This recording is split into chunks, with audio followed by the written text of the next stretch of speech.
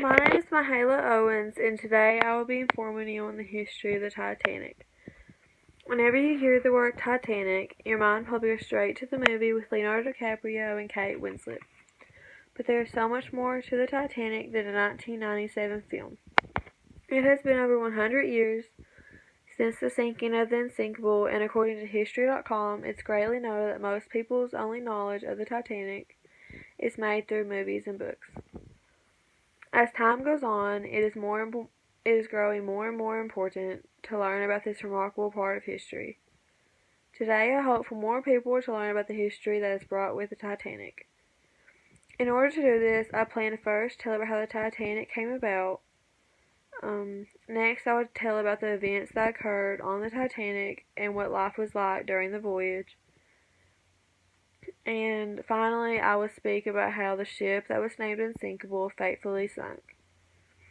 Most people may know about maybe the sinking of the ship, but has anyone wondered how the ship truly came about?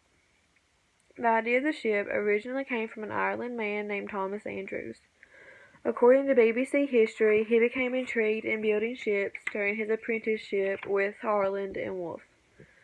Unfortunately, Thomas Andrews joined the maiden voyage and died aboard.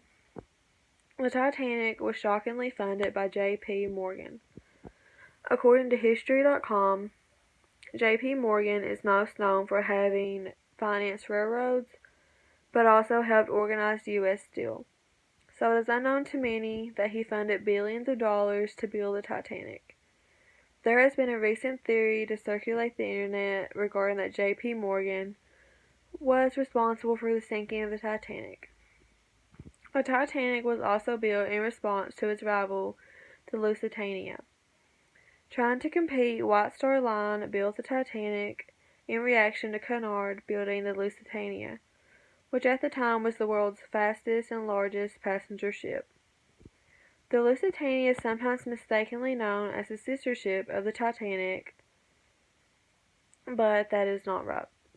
Now that I've told you about the beginning of the Titanic, next I'll tell you about what life was like on the ship during the voyage. Life on the Titanic must have been spectacular even if it was short-lived. Everyone on board wanted to be a first-class passenger since it was also the most glamorous. The average price of a first-class parlor suite would have been around $50,000 today. According to Telegraph.co, it is known that the luxury of a first-class meals was astounding. The second-class passengers of the Titanic had many of the same opportunities as a first-class passenger. According to Titanic.nmni.com, even though the first-class passengers had a gym and heated pool, second-class passengers had a space for their own boat deck, which was very spacious and basically just used for second-class passengers. The food was not as elegant as first class, but they still had many of the same options.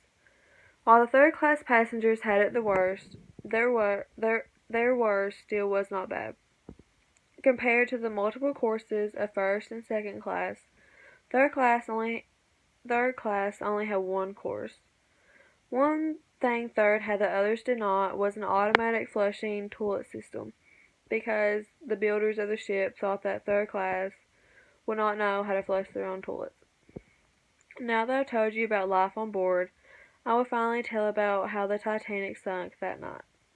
It is shocking to learn that the ship that was named the Unsinkable sunk. Just 4 days into the crossing of the Atlantic Ocean, the Titanic sunk on April 14th, 4 days into the crossing, and about 375 miles south of Newfoundland. She hit an iceberg at 11:40 p.m. The Titanic sank 2 hours and 40 minutes later at 2:20 on April 15th, 1912.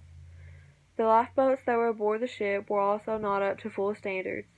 As claimed by HistoryOnTheNet.com, the Titanic was designed to carry 32 lifeboats, which was the boat's full capacity, but only carried 20 because the people on board the ship thought the ship was going to be too cluttered with all the lifeboats.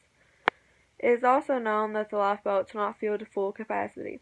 The full capacity of the lifeboats was 60, but many of them left to 35, 40. Even though many people died that night on the Titanic, many passengers still survived. Based on BusinessInsider.com, over 1,500 people died, but still 700 people survived.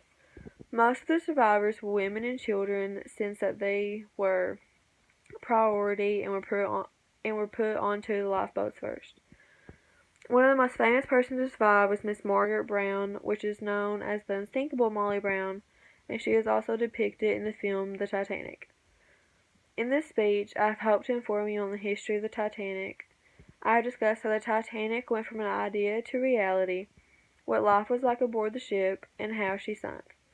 Since it has been 106 years since the sinking of this ship, I think that it is time to expand everyone's knowledge on a time in history such as this one. I now hope that the Titanic means more to you than a 1997 film, but instead one of the most remarkable parts of history. Thank you.